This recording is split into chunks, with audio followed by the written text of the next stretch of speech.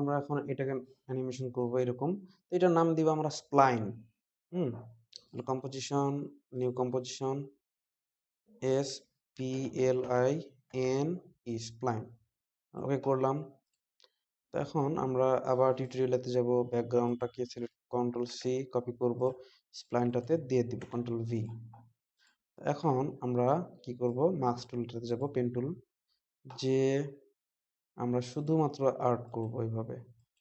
তাহলে এইভাবে যদি আমরা আর্ট করি, আচ্ছা কন্ট্রোল জেড, এইভাবে যদি আমরা আর্ট করি তাহলে একটা শেপ লেয়ার তৈরি হবে।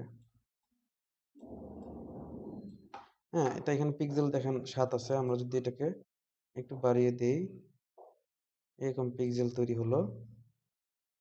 সো আমরা এখানে ফিল অপশনে যে ফিল নট দিব, স্ট্রোকে যে আমরা সলিড কালার দিব।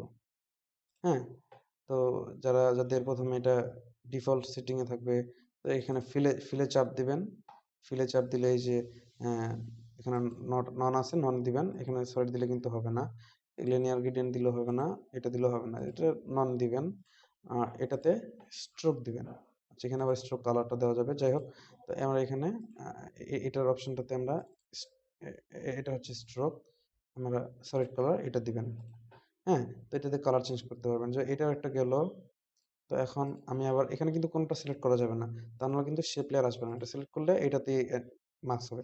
তো আমরা যে কোনো বাইরে একটা সিলেক্ট করে আমরা মার্কস টুল আবার নিয়ে এবার এইভাবে একটু দিব। আচ্ছা কন্ট্রোল সেট, এইভাবে ধরে এইভাবে একটু ঘুরাবো, ধরে ধরে একটু ড্র্যাগ করব, এইভাবে একটু দিব, এইভাবে দিব, এইভাবে দিয়ে একটু ঘুরিয়ে দিব, এই মার্কস যেভাবে করে না এইভাবে দিয়ে এইভাবে একটু আগিয়ে দিব। কন্ট্রোল জেড, মনে হয় একটু বেশি বাঁকা হয়ে গেছে, এইভাবে দিব, ভি চাপবো। হ্যাঁ, এটা সেকেন্ডের কালার আমরা দিতে পারি। এখানে স্ট্রোক কালারের যে কালার চেঞ্জ করতে পারি, এটা নীল দিলাম আমরা। আমরা আবার যে কোনো একটাকেও সিলেক্ট করা যাবে না, পেন টুলে যাব, যে আমরা এখান একটা ধরে এইভাবে ঘুরিয়ে এইভাবে ঘুরিয়ে এইভাবে দিব। এটা মনে হয় খারাপ দেখা যাচ্ছে বেশি।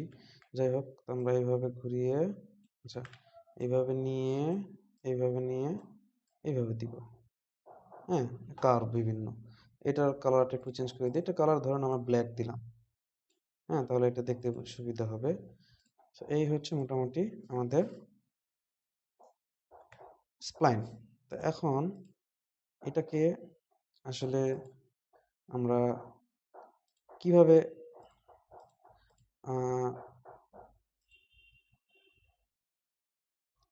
অ্যানিমেশন করব।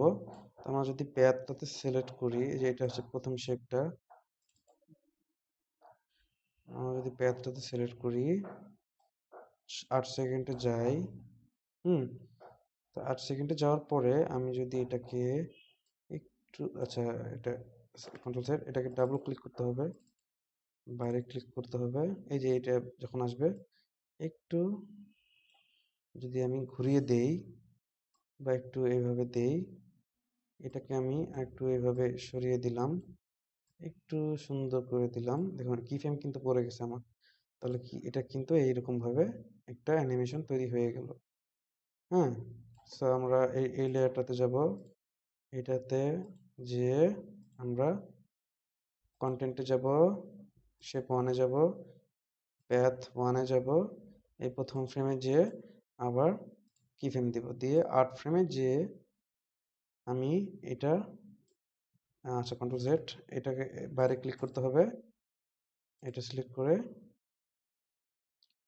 এটা যদি ডাবল, আমরা এটা প্যাথটাতে সিলেক্ট করব, তাহলে এই যে এটা ছোট ছোট আসবে। তো আমরা এটা এখন বাইরে ক্লিক করব, একটা হালকা একটা ক্লিক দিব, দিয়ে এটাকে যদি আমরা এটা এভাবে ঘুরিয়ে দেই, এটা এইভাবে সরিয়ে দেই, এটাকে এইভাবে আনলাম। হ্যাঁ, তাহলে এটা একটা অ্যানিমেশন কি ফ্রেম কিন্তু পড়তেছে প্রত্যেকবার নড়ানোতে। এটা এটা এইভাবে দেই, এটাকে এইভাবে দিই, কন্ট্রোল সেট, এইভাবে দিই। সো তাহলে এটা কিন্তু একটা অ্যানিমেশন তৈরি হয়ে গেল, কার্ভ। হুম, আমি তাড়াতাড়ি করতেছি, আপনারা এটা একটু সময় নেবেন। আমরা এর অপশনে যাব, পথ 1 এ যাব, পথ 1 টা সিলেক্ট করব, ফার্স্ট একটা কি ফ্রেম নিব, আর্ট ফ্রেমে যাব, যে এইটার টাইপ একটু আচ্ছা কন্ট্রোল জেড, বাইরে একটা হালকা ক্লিক করব, এইভাবে একটু একটু ঘুরিয়ে দিলাম, এটা এইভাবে নামিয়ে দিলাম, এভাবে দিলাম, এটা বেশি জিগজ্যাগ হয়ে গেছে, একটু আমার ইচ্ছা মতো আর কি একটু শেপ দিচ্ছি আর কি, এই আর কি, বেশি জিগজ্যাগ ভালো না, বেশি কোনো কিছুই ভালো না। তো এইভাবে দিয়ে মোটামুটি একটা কার্ভ তৈরি করলাম, হালকা কার্ভ, এই একটু হ্যান্ডেলগুলো ধরে একটু উঠিয়ে দিলাম, সেই একটা কি ফ্রেম পড়ে গেল। তাহলে কি দাঁড়ালো, এটা যদি আমি এখন ফার্স্ট থেকে অ্যানিমেশন করে দেখতে পাচ্ছি যে আমরা এখানে এটা কার্ভ আসতেছে। হ্যাঁ, মুভিং অবজেক্ট, মোশন গ্রাফিক্সে সব কিছু মুভিং থাকবে আর কি। হ্যাঁ, তো এটাই আর কি। তো এগুলো আসলে ইজি ইউজ করার দরকার অতটা পড়ে না, তাও আপনি চাইলে কি ফ্রেমগুলো ইজি ইউজ করতে পারেন। হ্যাঁ, এই সবগুলো ইজি ইউজ কীভাবে করবেন, দিয়ে ইউজ সিলেক্ট করবেন, দিয়ে এই যে কি ফ্রেম অ্যাসিস্ট্যান্ট এটি ধরে F9 যদি দেন আপনি, F9, তাহলে ইজি ইজি হয়ে গেল। হ্যাঁ, তো ইজি ইন ইজি আউট দিতে পারেন, ওগুলা অপশন কই ওগুলা, এই এখানে ধরে কি ফ্রেম ধরে কি ফ্রেম অ্যাসিস্ট্যান্ট দিলে easy in easy out easy দিতে পারেন। এগুলো দিলে আসলে কোনো কিছু শুরু হওয়ার সময় স্মুথ ভাবে, কোনো কিছু শুরু হওয়ার সময় স্মুথ ভাবে ওটা আর কি অ্যানিমেশনটা হয়, এই আর কি, এর জন্য আর কি ইজি ইজি দেওয়া। হ্যাঁ, যাতে হুট করে কোনো কিছু মনে না হয় আর কি, বা অ্যানিমেশনটা খুব শার্প না হয়ে যায়, সেই জন্য আর কি এইগুলো দেওয়া। তো এই মোটামুটি আমাদের তৈরি হয়ে গেল, আমাদের এটা তৈরি হয়ে গেল। হ্যাঁ, কার্ভ স্প্লাইন তৈরি হয়ে গেল, এটা তৈরি, এই সবগুলাই তৈরি হয়ে গেছে। এখন আমরা এসইও আর এই যে এটা বানাবো।